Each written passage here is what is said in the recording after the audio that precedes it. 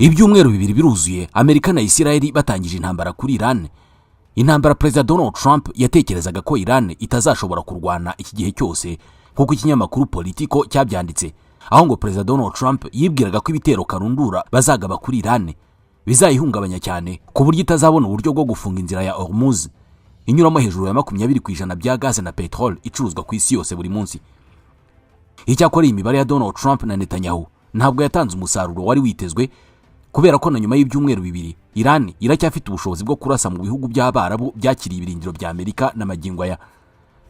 Mu gitondo cyo kuri wa gatandatu Iran yarashe ambasade ya Amerika muri Iraq, mu gihe mu ijoro ryo kuwa gatanu rishyira kuwa gatandatu yarashe misile nyinshi i Doha muri Qatar. Bwa mbere mu mateka y'abaturage bo muri icyo gihugu, leta ya Qatar yabasabye kubyuka saa 8 z'ijoro bakajya kwihisha ahantu habugenewe aho kuguma mu ngo zabo. Ibi bisanzwe bibaho muri Israel, ariko n'ubwa mbere byari bibaye muri Qatar. Ku rundi ruhande, Iran yaburiye leta zunze ubumwe z'Abarabu ivuga ko icyo gihugu kigiye guhura n'akaga gakomeye, ivuga ko igiye kongera ibitero irasa ku birindiro by'ingabo za Amerika ziri muri icyo gihugu. Ibyo bikajyana no kurasa ku byambu ndetse n'ibindi bikorwa byose bifite aho bihuriye na leta zunze ubumwe za Amerika.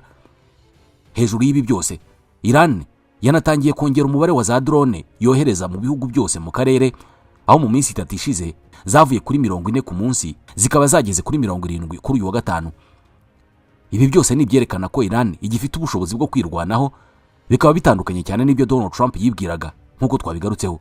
Icyakora kuri ubu bimaze kugaragara ko ibyo Donald Trump yatekerezaga atari ko byagenze, kubera ko uyu munsi inzira ya Hormuz imeze nk'ifunze, kandi ibingibi bihita bigira ingaruka z'ako kanya ku giciro cya petrol. Intambara yatangiye akagunguru kamwe ka petrol kari ku $70. Uyu munsi kamaze kugera ku $105, inyongera irenga 40% mu byumweru bibiri. Igitutu kiri no kuri Amerika, kubera ko naho ibiciro bya petrol na mazutu byamaze kuzamukaho 20%. Iran ntabwo yigeze ihagarika ubwato bwifuza kunyura muri iyi nzira ya Hormuz, uretse gusa ko yaburiye ubwato kugira ngo buhagarike kuyikoresha. Uyu munsi ubwato rutura bubarirwa mu 110 bugemura petrol na gaze ku masoko y'isi yose buparitse ku nkengero z'iyi nzira, aho bwanze gutambuka kubera kwikanga ko bwaraswaho na Iran. Amerika imaze iminsi irimo gutekereza ku buryo bwo guherekeza ubu bwato kugira ngo bukomeze urugendo, gusa amagingo aya ntabwo uburyo ibi bizakorwamo burasobanuka neza, kandi ni ibintu bigoye, nta nubwo bitanga icyizere cy'uko Iran itarasa kuri ubwo bwato. Aho byapfiriye noneho ni ubutumwa bw'umwe mu bayobozi bakuru muri Iran wabwiye ikinyamakuru Anadolu Agency cyo muri Turukiya ko Iran irimo kugenzura uburyo ishobora gufungura inzira ya Hormuz, ariko iyi nzira igafungurirwa gusa ubwato bwishyuye mu mayuan, amafaranga akoreshwa mu Bushinwa. Ibi ni ikimenyetso simusiga cy'uko Iran ishobora gukoresha ifungwa ry'iyi nzira mu guca intege idolari rya leta zunze ubumwe za Amerika, kubera ko kimwe mu bintu bituma idolari rigira agaciro gakomeye kurusha andi mafaranga nuko rikoreshwa cyane mu kwishyurana mu bucuruzi bwa petrol na gaze. CNN nayo yavuze ko Iran irimo gutekereza kuri uyu mushinga, umushinga ushobora gutuma abaguzi n'abagurisha petrol bashobora gutangira kwishyurana mu mayuan kugira ngo gusa ibicuruzwa byabo bitambuke. Kubera iki gitutu cyose rero, ndetse no kwibeshya kwa Donald Trump ku bushobozi n'ubushake bwa Iran bwo kwirwanaho, kera kabaye leta zunze ubumwe za Amerika zatangiye gutekereza ku mushinga wo kohereza ingabo muri Iran zikajya gufasha iki gihugu kugera ku ntego zacyo mu buryo bwuzuye. Mu minsi ishize twavuga ko leta zunze ubumwe za Amerika zari kohereza ingabo 10,000 mu burasirazuba bwo hagati, ziyongera ku zindi 40,000 zari zihari, zikaba arizo zikomeje kugira uruhare mu bitero birimo kugabwa kuri Iran. Uyu munsi Israel na leta zunze ubumwe za Amerika bamaze kugaba ibitero cyangwa se kurasa ahantu harenga 15,000 muri Iran kuva intambara yatangira. Ubu rero leta zunze ubumwe za Amerika zamaze kohereza izindi ngabo muri iki gice cy'isi kugira ngo zijye gutanga umusanzu muri iyi ntambara, bigaragara ko ikomeje kugenda itungurana. Ingabo Amerika yohereje nizo mu mutwe wa 31st Marine Expeditionary Unit MEU. Ni umutwe w'abakomando kabuhariwe barwanira mu mazi, kandi bakaba bashobora kurwanira mu matsinda mato. Bafite ubushobozi bwo kugaba ibitero ku bwato bw'umwanzi baturutse muri kajugujugu cyangwa se mu bwato buto bwihuta. Aba kandi bakora ubutasi bwo mu mazi, bakaba banafite ubushobozi bwo kugaba ibitero ku butaka bavuye mu mazi, ndetse no gukuraho imitego yose umwanzi ashobora gutega mu nzira. Ntabwo ari ubwa mbere bagize uruhare muri iyi ntambara, kubera ko amakuru avuga ko intambara igitangira bahawe mission yo kugenzura ubwato bwa Iran bugendera munsi y'amazi, ndetse baza gutanga amakuru yatumye ubwato bwose bwa Iran bugendera munsi y'amazi ubuzwi nka sous-marin buraswa. Uyu mutwe ubusanzwe ukorera mu Buyapani, ku buryo urugendo rwo kuva mu Buyapani bagera mu burasirazuba bwo hagati ruzatwara iminsi iri hagati y'10 na 14, bivuze ko uyu mutwe uzagera muri iki gice cy'isi mbere y'uko uku kwezi kurangira. Abasirikare babarirwa mu bihumbi 5 nibo bagize uyu mutwe, aho barimo kugenda mu bwato rutura bwa Amerika buzwi nka USS Tripoli. Ubu bwato bufite ubushobozi bwo gutwara indege z'intambara za F-35 zigera kuri 20, bukanagira ikibuga cy'indege zihagurukiraho. Uretse kuba ari buto, ikindi kibutandukanya n'izindi aircraft carrier ebyiri ziri hafi ya Iran, ubwo ni USS Ford na USS Lincoln, nuko USS Tripoli itagira ikoranabuhanga rikoreshwa mu bijyanye no gufata indege zirimo kubugwaho. Ibi bivuze ko iyo F-35 zivuye muri mission ziparika kuri ubu bwato nk'uko kajugujugu iparika ahantu runaka. F-35 zinafite uburyo bwo guhaguruka nka kajugujugu, gusa ntabwo uburyo bujya bukoreshwa mu bihe nk'ibi ngibi by'intambara kubera ko bitwara mazutu nyinshi kandi bigatuma indege itwara intwaro nke zitaremereye cyane. Mu minsi ishize kandi Leta Zunze Ubumwe za Amerika nabwo zari zimuye systeme y'ubwirinzi ya THAAD yari ikiri muri Korea y'Epfo kugira ngo ize gutanga umusanzu mu gukumira missile na drone za Iran. Nyuma y'uko iyi systeme y'ubwirinzi ivuye muri Korea y'Epfo, mu gitondo cyo kuri wa gatandatu Korea ya ruguru yabyutse irasa missile 10 mu nyanja nk'uko Korea y'Epfo n'Ubuyapani byabitangaje. Systeme ya THAAD igamije kurinda Korea y'Epfo mu gihe yaraswaho na Korea ya ruguru, igihugu bitajya imbizi habe na gato. Ibi byose birerekana igitutu gikomeje kujya kuri Amerika, igitutu cyo gushaka igisubizo cy'iyi ntambara, ariko by'umwihariko ikabanza gushaka igisubizo cyo gufungura umuhora wa Hormuz, kubera ko ibiciro bya petrol nibikomeza kuzamuka bisobanuye ko n'ubukungu bw'isi buzarushaho kujya mu makuba. Ejo bundi Donald Trump aherutse gukoza agati mu ntozi, avuga ko Leta Zunze Ubumwe za Amerika aricyo gihugu cya mbere gicukura petrol nyinshi ku isi, bityo ko ibiciro iyo bizamutse ubwo Amerika ibyungukiramo. Ni ijambo ryanenzwe cyane hirya no hino ku isi kubera ko birasa nk'aho Amerika irimo kwishongora ku bindi bihugu bigomba guhangana n'ingaruka z'intambara bitatangije, intambara bitanifuza kurwana. Uku kubangamira inyungu z'ibindi bihugu ariko hakanongerwaho kwishongora nk'uku biri mu bishobora gutuma amahanga arakarira cyane Leta Zunze Ubumwe za Amerika, akanazisaba gushaka uburyo bwo guhagarika intambara kugira ngo ubukungu bw'isi budakomeza guhungabana. Nk'ubu ubusesenguzi bw'inama ishinzwe ububanyi n'amahanga mu muryango umwe bw'Uburayi bugaragaza ko ibiciro by'ibikomoka ku buhinzi bishobora kuzamukaho nibura 25% mu gihe gito kiri imbere, ni mu gihe birimo ifumbire nabyo bishobora kuzamukaho nibura 30%. Ku bihugu byo muri Afrika n'ubundi bisanzwe bifite izamuka ry'ibiciro riri hejuru, iyi ntambara ishobora guhungabanya ubukungu bwabyo mu buryo bukomeye cyane. Uretse abagurisha petrol nabo bakomeje guhomba cyane, ku buryo impande zose igitutu cy'uko iyi ntambara irangira vuba gikomeje kwiyongera kuri Donald Trump na Netanyahu bayitangije. Hagati aho, mu gihe ibimenyetso bikomeje kwerekana ko Leta Zunze Ubumwe za Amerika zishobora kwinjiza ingabo muri Iran, iki gihugu cyaraye kigabye ibitero bikomeye cyane ku kirwa cya Karg. Iki kirwa kiri mu birometero 30 uvuye ku butaka bwa Iran, kikagira umwihariko w'uko gishobora kwakira ubwato bunini cyane butwaye ingano nyinshi ya petrol. Ibi biterwa n'uko kiri ahantu heza, ariko kikaba kiri mu gice cy'inyanja gifite amazi maremare ahashobora guparikwa ubwato bunini cyane. Ibi ntabwo ariko bimeze ku zindi nkengero za Iran. Kubera iyi mpamvu, iyo petrol imaze gucukurwa muri Iran, yoherezwa kuri iki kirwa, igakurwamo umunyu n'ibindi binyabutabire, ubundi igapakirwa mu mato manini, ikoherezwa mu bindi bihugu aho ijya gutunganyirizwa mu buryo bwisumbuyeho. Iki kirwa ni umutima wa Iran kubera ko hejuru ya 90% bya petrol yose Iran yohereza mu mahanga inyuzwa kuri iki kirwa. Ibitero bya Amerika kuri iki kirwa byamaze hafi amasaha 2 yose, ku buryo byasenye ibirindiro by'umutwe wa Islamic Revolutionary Guard Corps byose bihari. Iki gitero cyari kigamije gutera ubwoba Iran, ikabona ko nikomeza kubuza amato kunyura mu muhora wa Hormuz nayo izagerwaho n'ingaruka nyinshi zirimo kuba Amerika yarasa ku nganda n'ibigega bya Iran bibika petrol. Kuri iki kirwa cya Karg hari nibura ibigega bishobora kubikwamo utugunguru turenga 34 twa petrol ku munsi, nibura utugunguru tubarirwa muri 1,400,000 twoherezwa mu mahanga tuvuye kuri iki kirwa. Ahanini petrol ivuye aha ikunze koherezwa mu Bushinwa. Donald Trump yavuze ko Amerika ishobora kurasa kuri petrol ya Iran bigatuma icyo gihugu gitakaza amafaranga cyakuraga mu kuyicuruza mu mahanga. Ati Iran nikomeza kubangamira urujya n'uruza rw'ubwato mu muhora wa Hormuz, nzatanga itegeko ryo kurasa ibikorwa remezo bya petrol byayo. Icyakora ibi bikangisho bya Donald Trump nta kinini byavuze kuri Iran, kubera ko ahubwo iki gihugu cyahize guhorera igitero cyagabwe kuri iki kirwa cya Karg. Muri buka bya bitero twatangiriyeho Iran yagabye muri Leta Zunze Ubumwe z'Abarabu, byagabwe mbere gato y'uko umuvugizi w'ibiro mpuzamahanga by'umutwe wa IRGC ndetse n'ingabo za Iran, Colonel Ibrahim Zulfikari, aburira icyo gihugu akagishinja ko aricyo cyaturutsemo ibitero bya Amerika byagabwe ku kirwa cya Karg. Yagize ati turaburira abayobozi ba Leta Zunze Ubumwe z'Abarabu tubabwira ko Iran ifite uburenganzira bwo kurinda ubusugire bwayo kandi bikazakorwa binyuze mu kurasa ibirindiro bya Amerika byakoreshwe mu kurasa kuri Iran. Ati tuzarasa ibyambu ndetse n'ahandi hose abanyamerika bihishe mu mijyi ya Leta Zunze Ubumwe z'Abarabu. Uyu muvugizi kandi yanasabye abaturage ba Leta Zunze Ubumwe z'Abarabu bari hafi y'ibirindiro bya Amerika guhunga bakajya kure yabyo kugira ngo birinde kuraswa. Leta Zunze Ubumwe z'Abarabu ni kimwe mu bihugu Iran imaze kurasaho misile ndetse na drone nyinshi, aho mu gitondo cyo kuwa gatandatu iki gihugu cyarashweho misile 9 ndetse na drone zibarirwa muri 33. Ibi byose byakumiriwe na systeme z'ubwirinzi z'iki gihugu. Icyambu cya Fujairah kiri mu binini biri mu burasirazuba bwo hagati cyagaragaye giturukamo imyotsi myinshi, gusa Minisiteri y'Ingabo muri Leta Zunze Ubumwe z'Abarabu yavuze ko kitarashweho. Iyi myotsi ngo yaturutse ku bisigazwa bya za drone yarashwe yitura hasi hafi y'ahantu hari habitse ibiturika. Kuva intambara yatangira, Iran imaze kurasa kuri Leta Zunze Ubumwe z'Abarabu drone zibarirwa mu 1600, mu gihe imaze kuharasa ballistic missiles zibarirwa muri 310, harimo n'izigendera ku muvuduko urutuwijwe. Abantu 6 bamaze kugwa muri ibi bitero, mu gihe abandi 141 bakomeretse.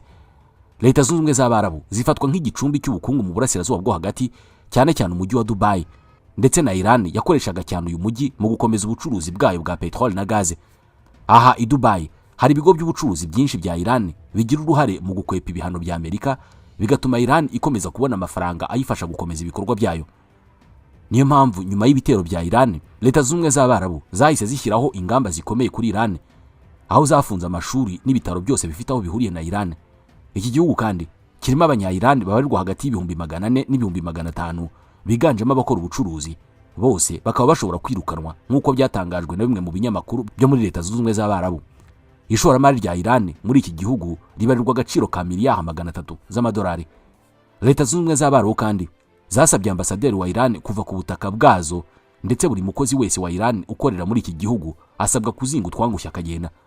Hagati aho, Leta Zunze Ubumwe z'Abarabu zimaze gukoresha arenga miliyari 2 z'amadolari mu gukumira drone na missile za Iran, mu gihe ubukerarugendo n'ubucuruzi i Dubai byahuye n'ibibazo bitandukanye bitewe n'ihagarikwa ry'ingendo z'indege, ndetse n'abanyamahanga benshi barimo kwifuza guhunga agace karimo kuberamo intambara bagasubira iwabo. Reuters yanditse ko ibigo bicunga imari ndetse n'ibitanga ubujyanama mu by'imari byatangiye gushakira abakiriya babyo uburyo bashobora kwimura imari yabo ikavanwa i Dubai ikajyanwa mu bindi bice by'isi birimo umutekano. Mu gihe intambara yakomeza, ngo habarirwa muri miliyari 700 z'amadolari ashobora gukurwa i Dubai akoherezwa mu bihugu birimo Ubusuwisi bushobora kungukira cyane muri iyi ntambara. Hagati aho, Perezida Donald Trump yavuze ko batangiye kurasa ku bantu barimo kwica bigaragambya muri Iran. Uyu mugabo yavuze ko ababikora bazwi neza kandi bafatwa amajwi ku buryo ngo bazicwa. Israel nayo yatangiye kurasa kuri za bariyeri zikoreshwa n'imitwe nka Basij kugira ngo zigenzure umutekano w'imbere muri Iran. Izi bariyeri ahanini zigamije kuburizamo imyigaragambyo no kugenzura ituze muri rubanda. Israel yatangiye kuzirasaho ku buryo zimwe muri zo zatangiye kujyanwa munsi y'ibiraro, izindi zikajyanwa mu nzira zinyura munsi y'ubutaka.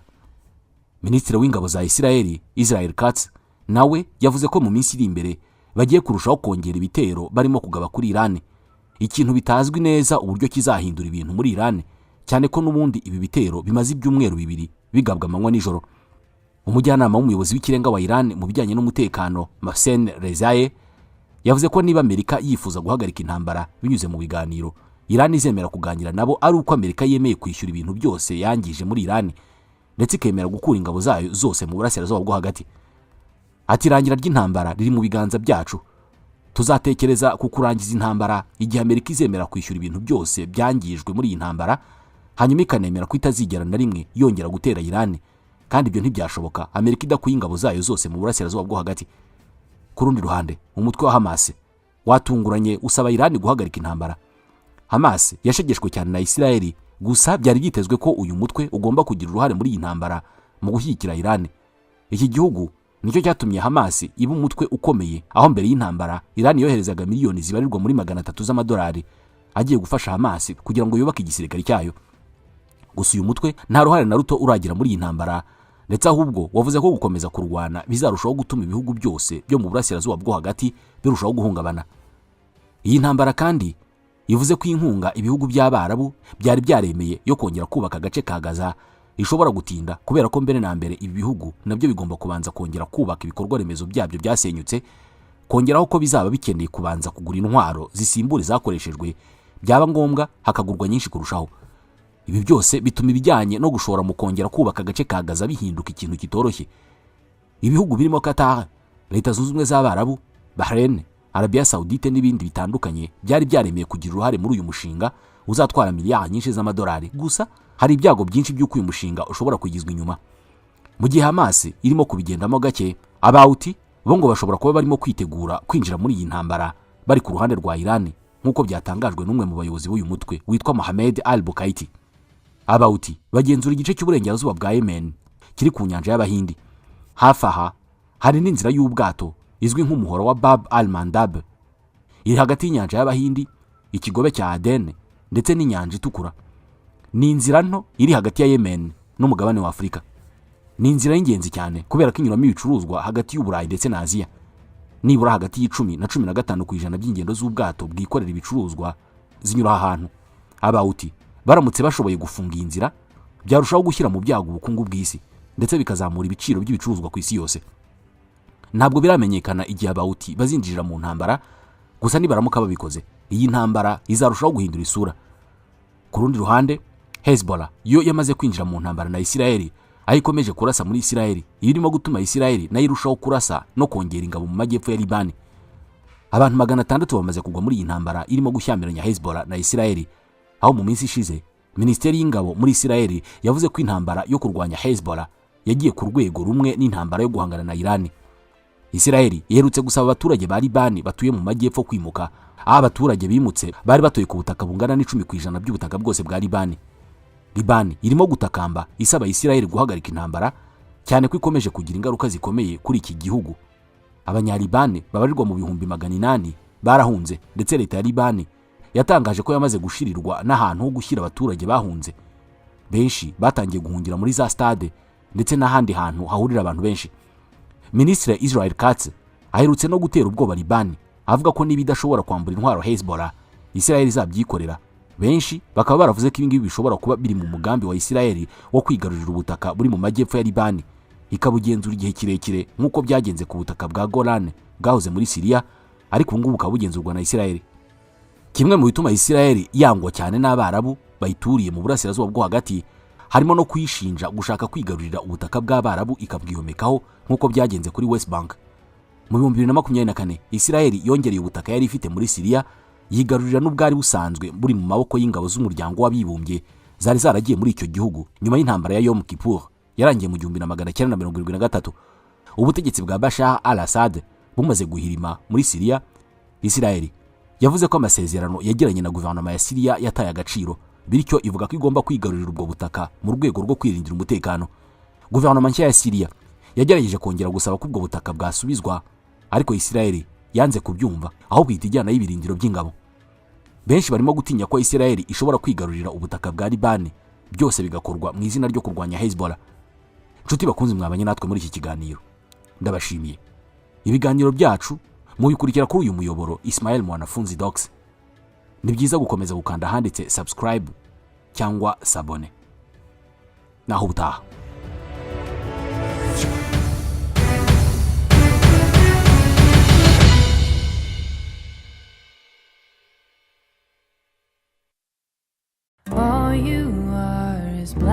Itandukaniro rikomeye riri hagati y'umukire n'umukene ntabwo ari amafaranga, ni ubumenyi. Ngiki icyo Green Stars itanga. Iki ni ikigo gikora ibikorwa byo kuzamura imibereho y'abantu binyuze mu gutanga amasomo ku gukora ubushakashatsi, data collection, gusesengura ibyavuye mu bushakashatsi, data analysis and reporting, gucunga no gukurikirana imishinga, project management, monitoring and evaluation. Batanga amasomo y'ikoranabuhanga rigezweho mu bushakashatsi n'ibarurishamibare nk'iryitwa R, Stata, Python, Survey CTO, NVivo, MaxQDA, Power BI. Bakora kandi ibikorwa bigamije kubungabunga ibidukikije, kandi bashora imari mu bikorwa byo kurwanya ihindagurika ry'ikirere. Bakora imishinga nko gutera ibiti, gutanga amahugurwa ku kurengera ibidukikije no kubungabunga urusobe rw'ibinyabuzima. Bakorana n'ibigo bitandukanye mu gukora ubushakashatsi, kandi abize muri Green Stars nibo bahabwa akazi ko gukora ubwo bushakashatsi.